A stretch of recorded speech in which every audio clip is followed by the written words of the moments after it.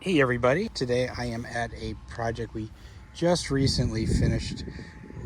There's lots of plantings and stonework, but what I want to show you is how we solved this hill and access to that side yard. So we used Western Maryland steppers. They're also called Pennsylvania steppers. They're often confused with each other.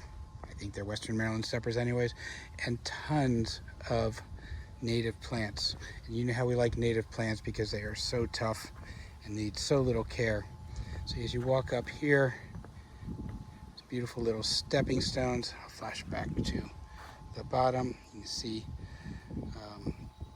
all the different plants we use here. The liatris in the background there. And you come up here, and we have this beautiful planting here. We got some pollinator in there, some astilbe, some carex, and over to this side, some salvia, more carex, more astilbe.